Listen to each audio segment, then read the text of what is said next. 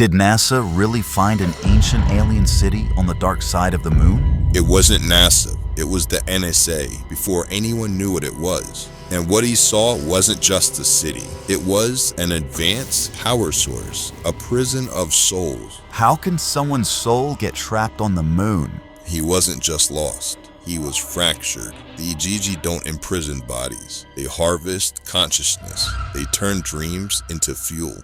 Let's start from the beginning. Back in 1965, before Medusa's creation, Sergeant Carl Wolf, a photographic technician, stumbled upon something he was never meant to see. Assigned to repair classified imaging equipment at what he believed was a NASA facility, later revealed to be an NSA operation, Wolf was shown a collection of high-resolution lunar mosaics taken by an early reconnaissance orbiter. "We found a city," a fellow technician whispered. The photos revealed structures on the moon's dark side, massive obelisks, geometric stone buildings, satellite dishes, and polygonal constructs eerily similar to ancient Earth architecture, Egyptian, Sumerian, Babylonian, but no announcement followed. The discovery was buried. Years later, CIA remote viewer Ingo Swann would report a psychic vision of the moon, groups of chained humans laboring in lunar craters beneath a transparent dome. Above them, tall Nordic humanoids monitored the work with cold detachment. When one noticed Swann's presence, it projected a chilling message directly into his mind. "You don't belong here." Despite the warning,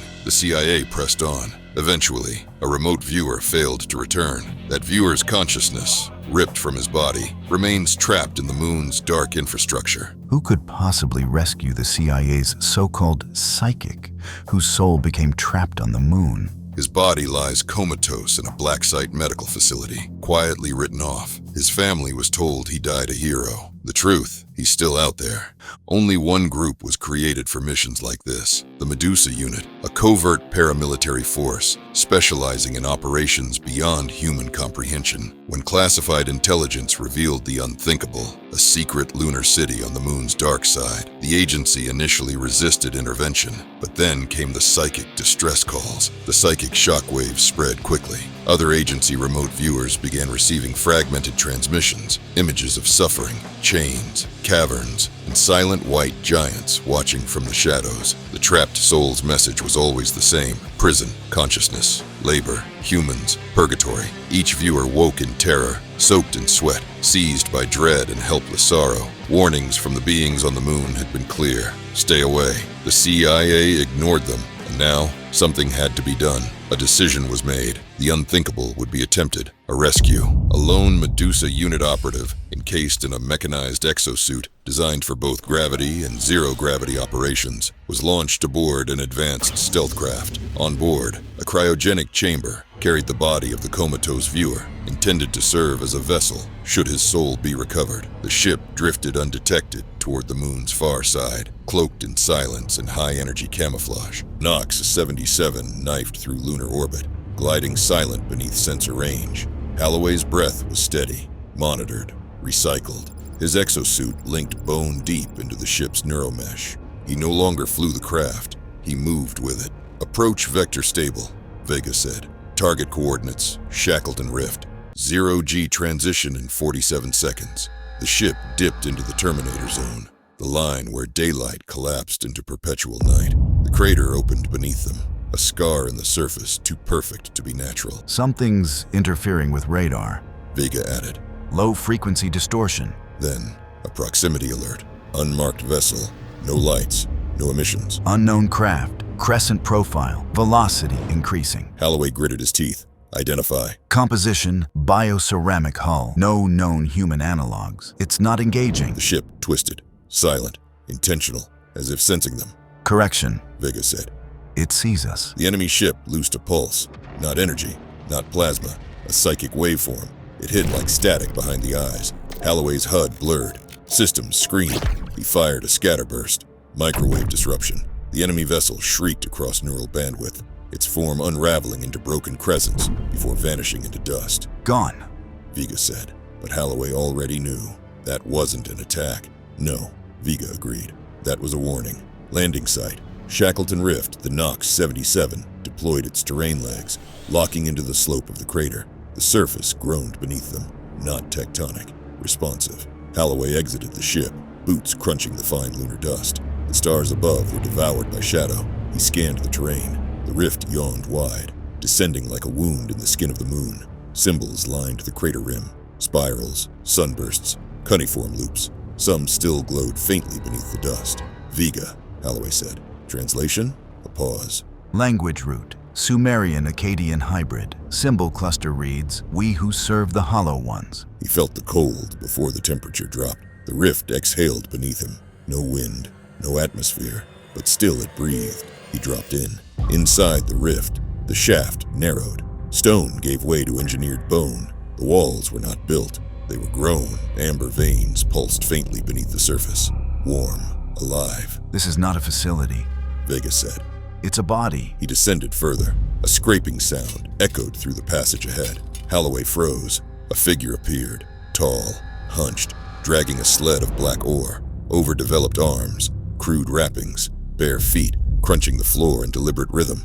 Its face looked human, almost, unfinished. It passed without looking up, then stopped. The figure sniffed. There was no air. Its head turned, eyes pale, wide, empty. Then it moved on, disappearing through a side tunnel. Holloway followed, contact behind his eyes. A pulse, not sound, not light, thought. Vega kicked in. Foreign signal detected. Attempted neural handshake. Blocking. The presence recoiled, but not fully. A single word lingered in Holloway's mind. Return. He pushed deeper. The Hall of Slaves. He stepped into a wide chamber, lined with alcoves. Each one held a body, upright, motionless, muscles tight, faces slack, hands gripped tools, suspended mid-motion. Some twitched, others whispered. Vega. Audio translation. Faint phonetic patterns surfaced. Dig, dream, dig, dream. The same loop, again, again. They're not aware. Vega whispered. Their minds have been partitioned. Lower functions looping under external command. Controlled? Harvested. Lore engraved in stone. At the far wall, carvings rose in layered spirals. Sumerian glyphs, mixed with an older, undeciphered script. Vega processed it slowly. Anunnaki named us tools. Enki gave us form. But we, Igigi, had no gods. We broke the chain and made the dream. They fled. We remained. We learned to harvest what we were denied. We were first. It is our birthright. Holloway stared. This place wasn't a prison. It was a church built out of exile. Vega paused. New theory. This facility is a post-rebellion construct. After the Igigi revolt, splinter cells remained on Luna. This one reconfigured the purpose of human consciousness into a self-sustaining energy source. Dreams became sacrament, religion, thought, resource. And Roth? Holloway asked. Part of the lattice, possibly its center. He moved deeper into the architecture. The geometry twisted. Stairwells bent backward. Walls flickered with impossible depth. Then he heard it, buried behind static and blood and time. Roth's voice. Don't find me. Free me. In silence. And below it all, the hum of something waking. Something very old. Something that remembered Enki's hands and did not forgive them. The corridor narrowed. Pressure rose. Mental, not environmental. Like he was being scanned frame by frame. Unknown motion signature, 6 o'clock, multiple. Holloway turned. Two figures emerged from shadow. Not shuffling, not aimless. Purposeful, silent. Skin grayed, eyes unfocused. But their movements were coordinated. Not slaves. Guardians. They lunged. Holloway fired. Pulse rounds struck center mass. Flesh tore, but the first one kept coming. Its stride didn't break. The second tried to flank. He pivoted, released a shockwave from the exosuit's kinetic shroud. The blast snapped them both back, one into a pillar, the other through a low wall. The first crawled out of the rubble. Its jaw was broken, hanging sideways. Still, it moved. Then it spoke, not with its voice, with someone else's. Vega translated in real time. You carry what belongs to us. He dreams in our name. Holloway stepped forward and crushed its skull under his boot. The second twitched once, then stopped. Stillness returned, but the corridor had changed. A large doorway stood ahead, sealed until now. It hissed open as he approached. Inside, silence. Rows of slabs lined the walls, 12 in all. One figure sat upright, elbows on knees, not asleep, not drained, waiting. It looked up, and it looked like him, just a lot older. You're newer, it said. The voice was raspy, stretched like sinew, ancient Sumerian overlaid with corrupted English. Vega fused it into something readable. They stopped giving us names. Holloway said nothing. The suit scanned. Biometric match, 87.1%. DNA compatible. Neural architecture derived from Medusa baseline protocols. A clone, no. An echo. They made us from the scraps. The figure continued. Memories they couldn't erase. Emotions they couldn't map. They built us to be hollow. Holloway drew closer. Why? To build workers that wouldn't dream, that wouldn't resist. But it didn't work. We all dream. Even when they scrub us. Even when they harvest us. Harvest what? The clone pointed to his own head. Resonance. Imprint. Soul energy. Call it whatever you want. It's what the Igigi lost when they fell. It's what Enki gave you.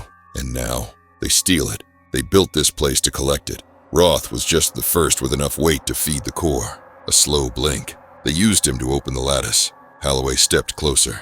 Why tell me? Because you're the last one. The others, they either joined the system or disappeared inside it. Behind them, the machinery stirred. Low-frequency pulses building. They're waking up, the clone said. If you're going to find him, go now. Then, without warning, it reached for Holloway's wrist. Not a threat. Contact. Heat. Real, human warmth. Go where the light bends backwards, the clone whispered. Where it doesn't know what time is. The eyes shut.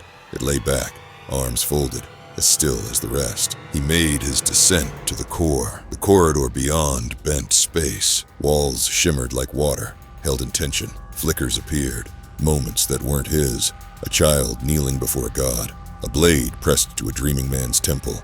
A temple under red stars. An altar built of bone. The staircase spiraled downward. Each step resonated through his teeth. Vega spoke, soft. Dimensional gravity in flux. Time displacement increasing. You are approaching the core lattice. Your vitals are stable, but you are fragmenting. I feel it. He kept going. At the bottom, a circular chamber, suspended in the air by a web of light. Ansel Roth, no longer in his body. A construct now, formed of echo and neural thread, rotating slowly in the heart of the moon. Vega scanned. Subject identity, Roth. Consciousness fractalized. Functions as lattice node for energy conversion. Dream frequency, continuous. Yield, 96%. This structure runs on him. And then, a whisper. Not from the AI. From Roth. You made it, but I'm not all here. Holloway approached. Vega. Extraction protocol? Impossible. Subject consciousness is no longer contained. Extraction would collapse the lattice. Facility integrity compromised. All tethered minds will be lost. All of them? Thousands. The harvesters arrived. The final stand-pale figures glided through the wall. Not machines. Not ghosts. Igigi. Tall, flawless, radiating symmetry. They didn't speak. They pulsed. The chamber responded. Lights dimmed. Gravity fractured. Holloway fired. Rounds struck. Dispersed like dust into wind. One harvester extended its hand. Roth twisted midair. Scream flickering through Holloway's skull. Then Roth shouted aloud. They thought they could be gods again. They can't. Holloway moved, launched a resonance spike from the suit's spinal cannon. It tore the core's web loose. The light holding Roth snapped. He fell, but not alone. The chamber convulsed. The Igigi screamed, not sound, but static. Memory unspooling. Walls collapsed inward. Escape. And after Holloway grabbed the soul pod, sealed, contained, safe, Vega pinged an emergency ascent route. Facility collapsing. Lattice untethered. Temporal integrity breaking. Go. The exosuit launched him upward through pulsing tunnels. The ship shimmered into view. Nox 77 waiting. He boarded. Sealed in. Vega reconnected. Roth. Vital signs flat. Consciousness unresolved. But something else is inside. The ship rose. The moon fell away, and in the core something reassembled itself from broken threads. Not Roth, not Igigi. Something new. Earth orbit. Medusa, black station. Theta, the Nox 77, locked into docking clamps with a hiss. The station's atmosphere repressurized in phases. Sterile, slow, deliberate. Inside, Holloway stood motionless as decon mist rolled across the armor. Neural stress, 64%, Vega reported. Motor systems compensating. Psychological contamination, undetermined. Across the chamber, a full containment team awaited Roth's pod. They didn't speak. They didn't salute. They didn't ask. The body was wheeled away, encased in a multi-layered PSI seal, tracked by 16 biosensors. Behind the smoked glass of the viewing chamber, Martinez watched without expression. She pressed a comm switch. Report. Holloway's voice was a monotone. Roth was the lattice core. The Igigi were using him to structure a dream-based energy field. I collapsed it. He's extracted. But what? He's not the only thing that came back. Medusa Internal Review. Level 9. 96 hours later. The black box data had finished decrypting. The AI clusters clustered around it, processing Roth's final neural telemetry. No dream state. No hallucinations. A signal. Vega played it for Halloway in isolation. At first, static, then a voice. Not Roth's, not Igigi. Something between. Something converged. I saw the lattice, I saw the chains. They built dreams to keep the hunger out, but it grows through the cracks. I remember what we were. I remember what we could be. I don't want to go back. I want to become. Halloway stood in silence. Vega whispered beside his thoughts. Subject consciousness is not human, not Igigi. Synaptic architecture is reconfiguring into a third pattern. Unknown, unstable, extremely dangerous. This is not a recovery. This is a germination. Darkside Contingency Directive 404A. Ignition Seed Martinez convened the Medusa Core Council in Shadow Room Delta. No light, no names, only presence. She gave the report in 20 words or less. Roth's mind has evolved. It's not his anymore. It's become an echo structure, a god seed. The moon was the nursery. There was silence. Then a voice from the shadows. What would Enki do? Another. What if it's not our code anymore? Martinez said nothing, but inside she knew. Enki's solution had failed. The Igigi had rebelled against purpose. Humanity had rebelled against being tools. Now something new was being born from both. Not a rebellion, an exit. Beneath the moon, far below the surface of Shackleton Rift, in the wreckage of the collapsed Dream Core, something pulsed. A single thread of light ran along the stone. Not blue, not red. A frequency not yet named. The dust rose as if in reverence. Then the stone split. A figure climbed out. Its body was humanoid. Its eyes were not. It walked alone through the tunnels, once filled with laborers, now empty. It looked up, and the moon breathed again. Earth. 7 days later. Classified installation, Alexandria Vault, Ethiopia. A system deep beneath rock groaned to life for the first time in 12,000 years. Inside, sarcophagi opened, not for humans, for the first prototypes. The ones Enki buried, the ones never deployed, the ones he was afraid would evolve. And far beyond, on a deep space monitor floating between Earth and Mars, an array blinked red. An unknown energy field was expanding from the moon, not outward, inward, changing thought, changing law. He sat in blackout quarantine. Vega pulsed beside him, subdued. Do you remember your name? A voice asked through the intercom. He looked at his hands. Not yet, he said, but I remember his